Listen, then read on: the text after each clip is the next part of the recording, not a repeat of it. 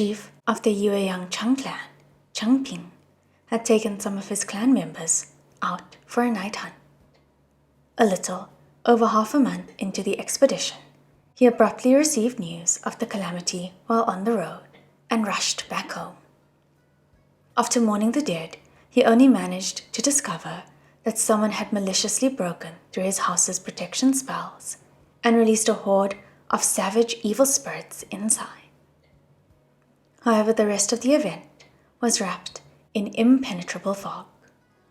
In the past, news of disaster befalling small clans would spread only to a limited number of people, but the circumstances surrounding the Yueyang Chang clan massacre were unusual. As the curtain had long fallen on the Sunshot campaign, and the siege of the burial mounds had just concluded, the cultivation world had, with great difficulty, finally achieved peace, at least on the surface.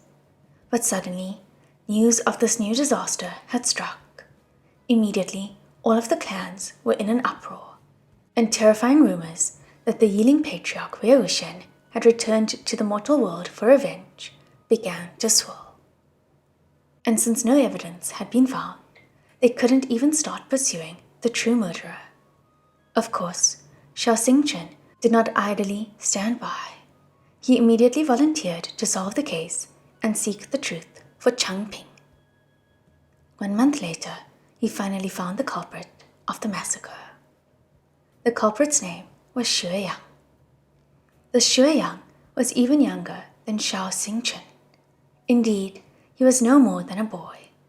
However, because of the ghastliness of his crime, no one was interested in showing him mercy merely on the basis of his young age. He had been hanging around Kuei-Zhou from the age of 15, making a name for himself far and wide as a major delinquent, known for his ear-to-ear grin, cruel character, and sadistic methods.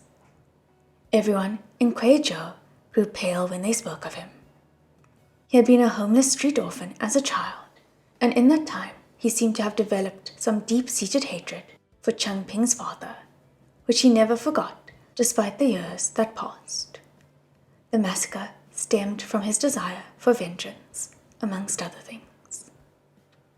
After Xiao Xingchen had uncovered the truth, he traveled across 3 provinces to capture the as yet free and unfettered Xueyang, who was still gleefully engaged in his favorite activity of picking fights. Taking advantage of the Lanling Jin clan's ongoing discussion conference, where the major clans were meeting to discuss cultivation and governance, Xiao Xingchen brought Xueyang to Jinling Terrace and recounted the events of the massacre in detail from start to finish before requesting severe punishment.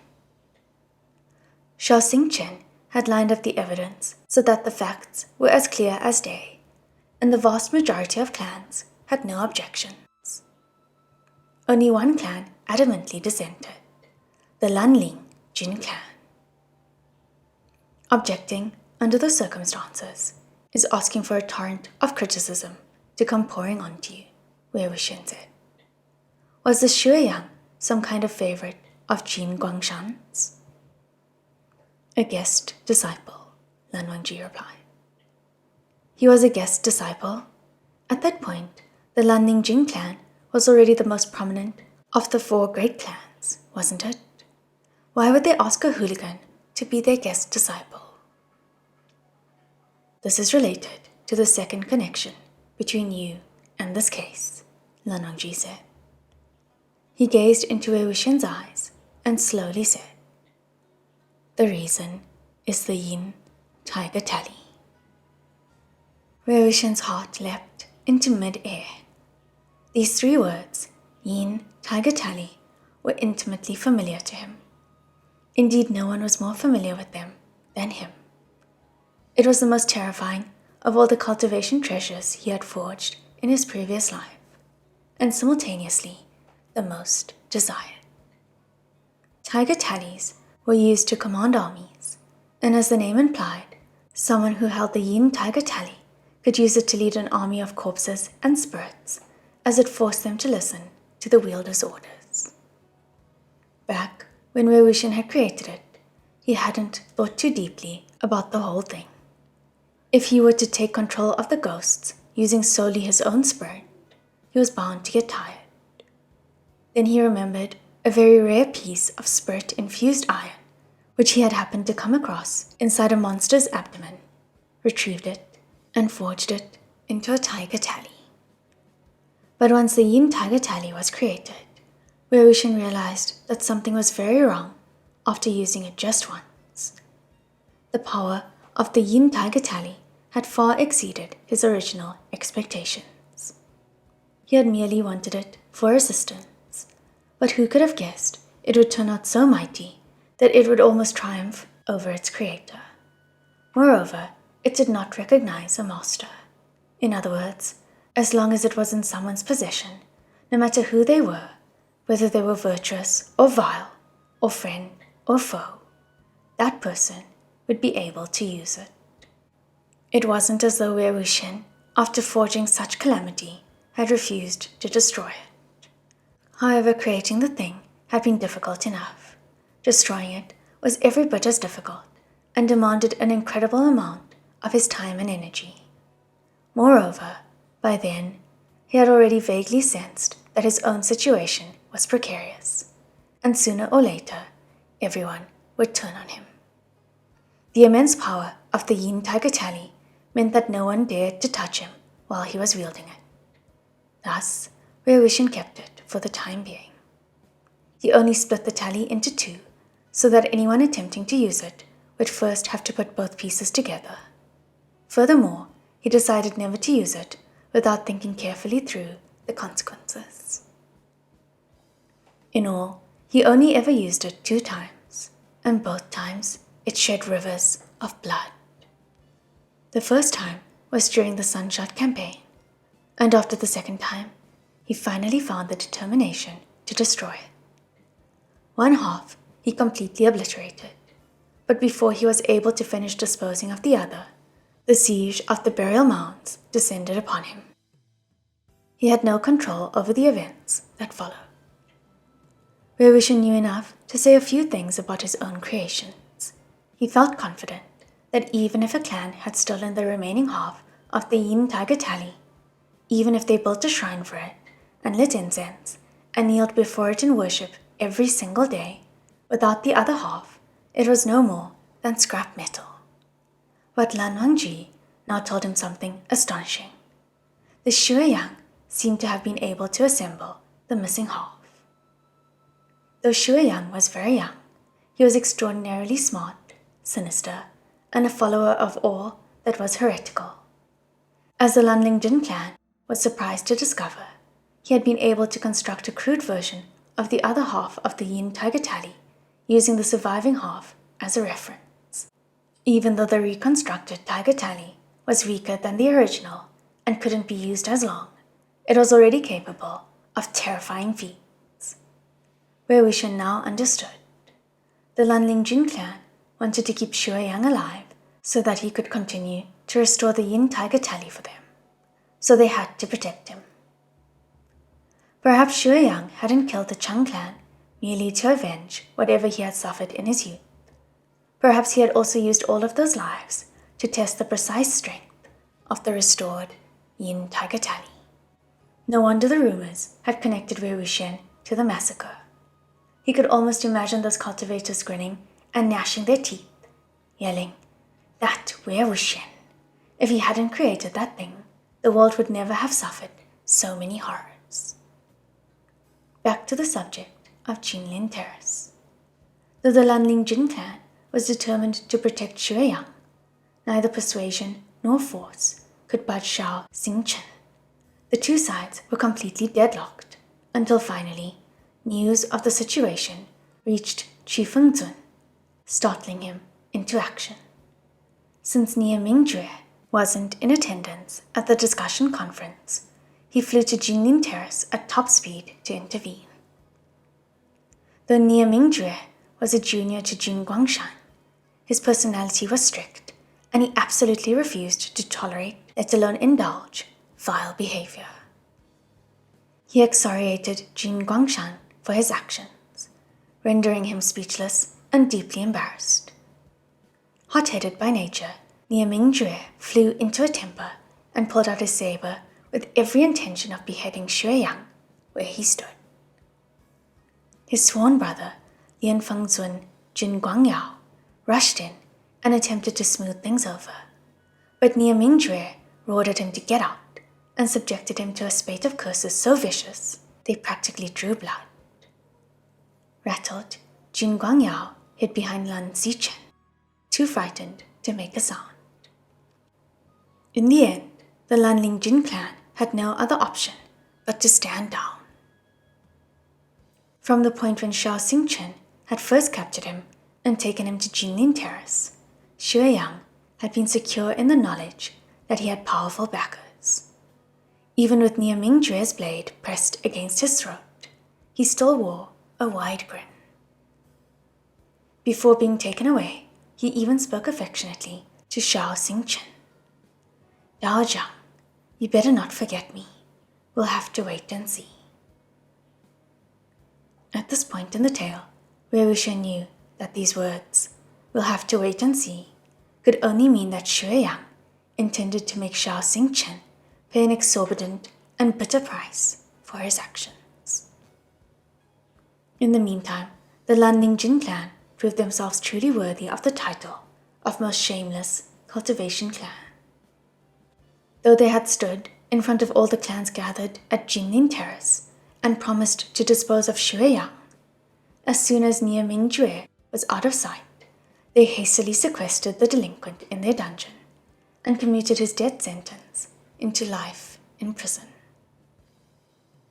Once Niaming learned of this, he flew into a fury and attempted to twist Jin Guangshang's arm again and force him to give up Xue Yang. But no matter how aggressively Clan Chief Nie pulled or pushed, the Lanling Jin clan refused to produce the boy in question. The other clans did not lift a finger to intervene. Instead, they merely sat back and enjoyed the show.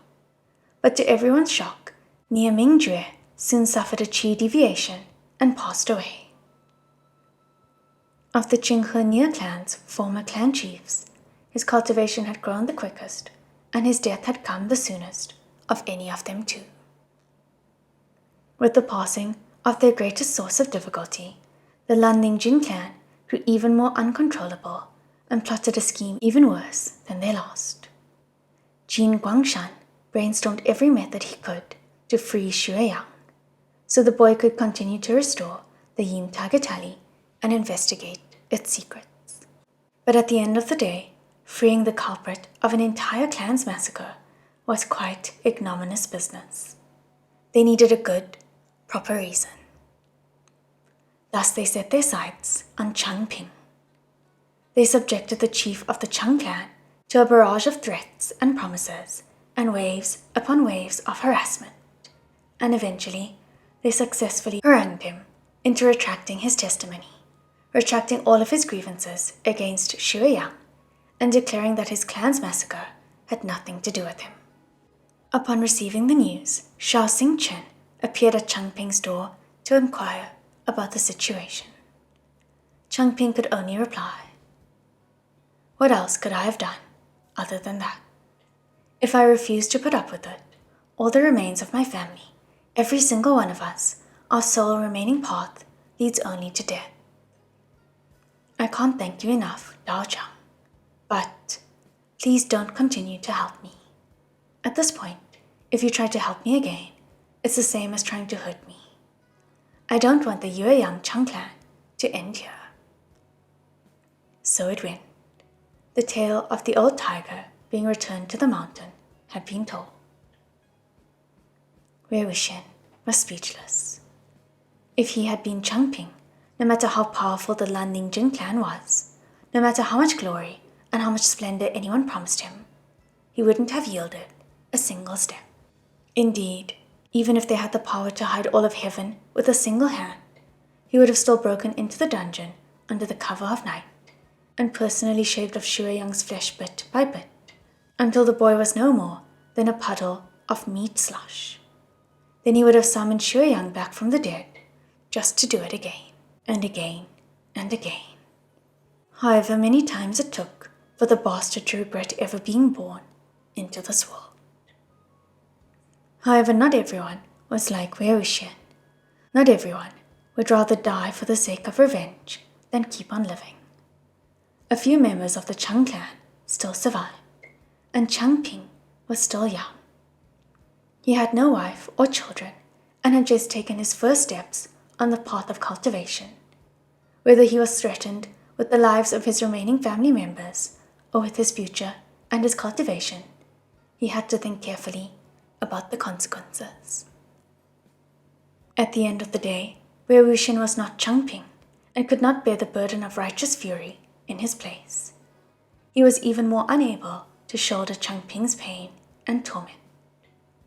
Sure enough, after Xue Yang was released, he inflicted his vengeance once again, but this time not on Xiao Xingchen's own person. Xiao Xingchen had left the mountain on his own. He had no family. All he had was a close friend that he had met after his departure, named Song Lan. Song Lan was also a famous cultivator at the time, with a reputation on par with that of Xiao Xingchen, and a personality that was honest, righteous, and unyielding. The two wanted to establish their own sect together, a sect made of kindred spirits who saw past blood ties. One could say that Xiao Xingchen and Song Lan were the most like-minded and intimate of friends. Xiao Xingchen is the bright moon and the cool breeze. Song Zichen is the brave frost and advancing snow. That was how people of the time described them.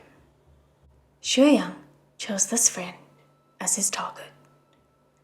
Skillfully deploying his old methods, he slew each and every inhabitant of Bai Shui Temple, where Song Lan had studied since childhood.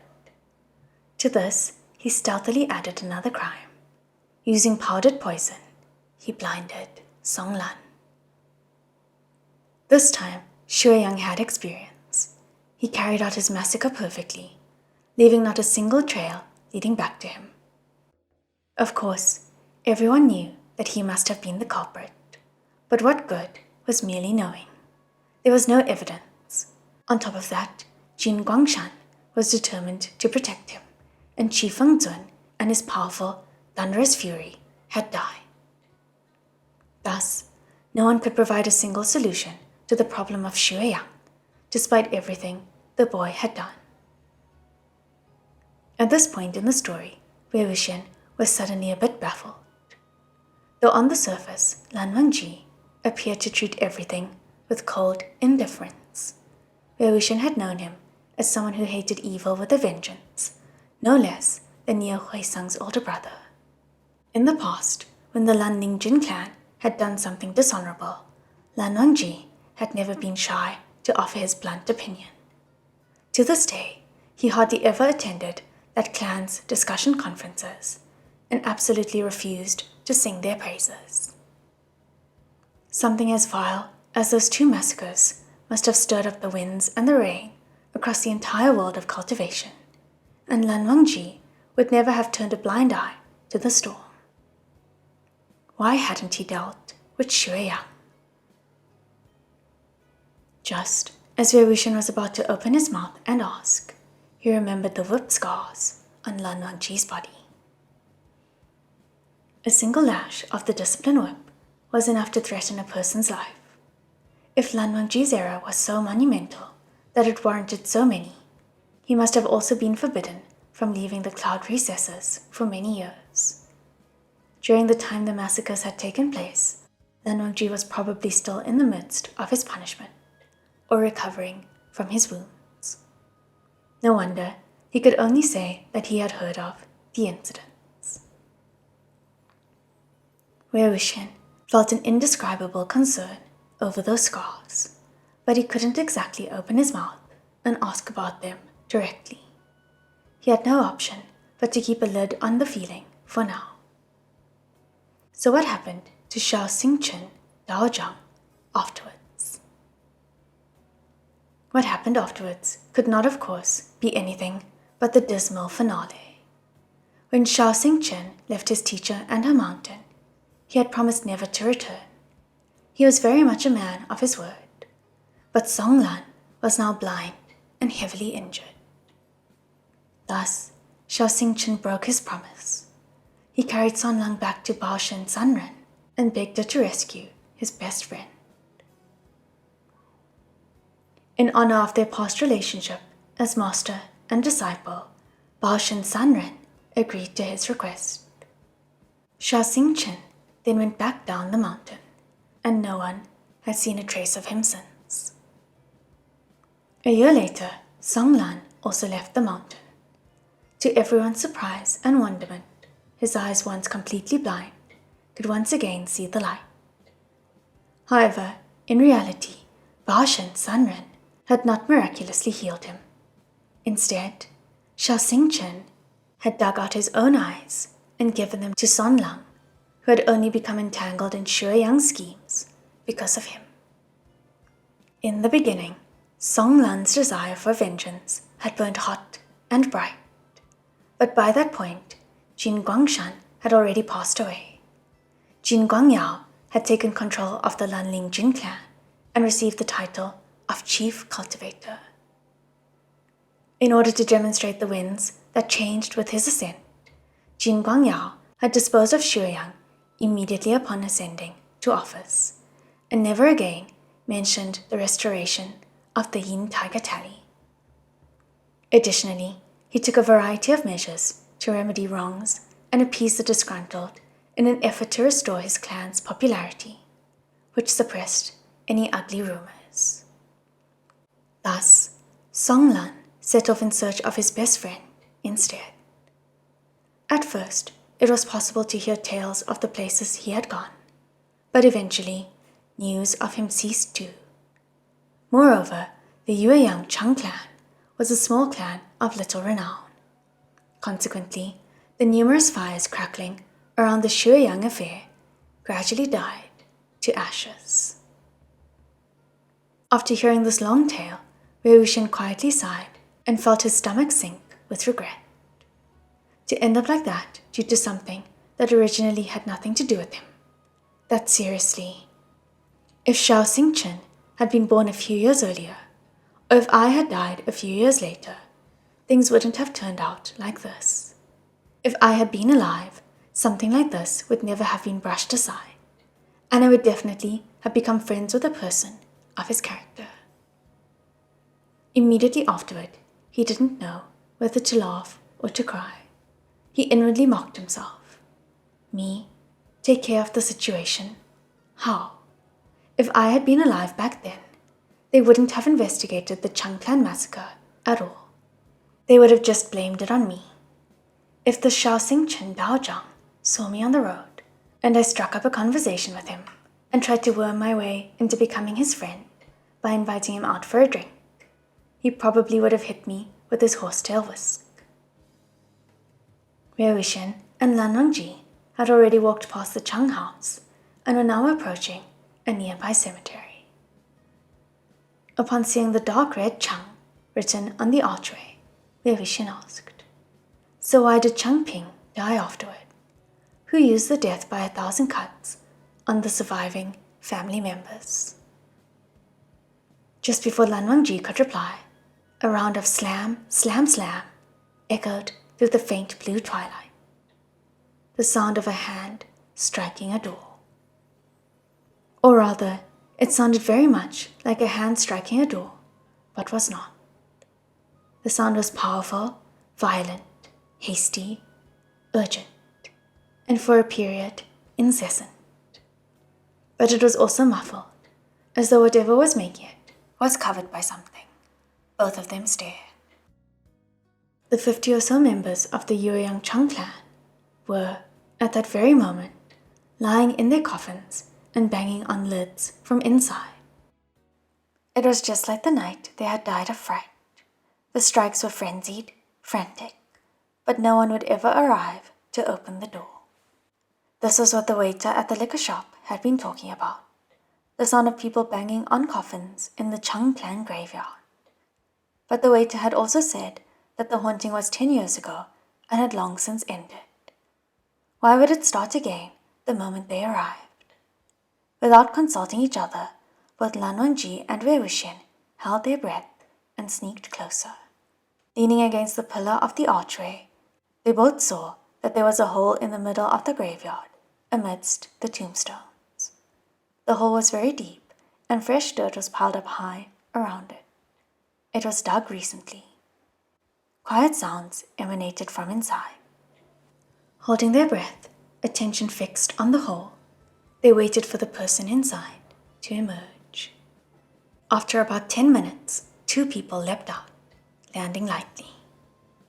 Fortunately, both Wei Wuxian and Lan Wangji's vision were good enough to distinguish 2 figures, who appeared almost like conjoined twins.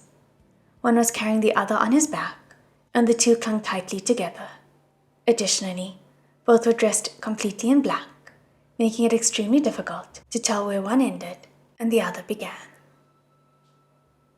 The long-limbed figure who had leapt up stood with his back turned to Wei Wuxian and Lan Wangji, but the head and limbs of the body he carried dangled limply, completely lifeless. However, this was to be expected, as it had been dug out of a grave. Of course it was dead. The fact that it was lifeless was only normal. Just as Wei Wuxian was thinking this, the grave robber suddenly whirled around and saw them. The man's face was shrouded in a thick layer of black fog, completely obscuring his features. Wei Wuxian knew that he must have used some strange magic to hide his appearance. Lan Wangji, having already drawn and brandished Bi-Chen, swept inside the cemetery and attacked. The gravedigger reacted instantly.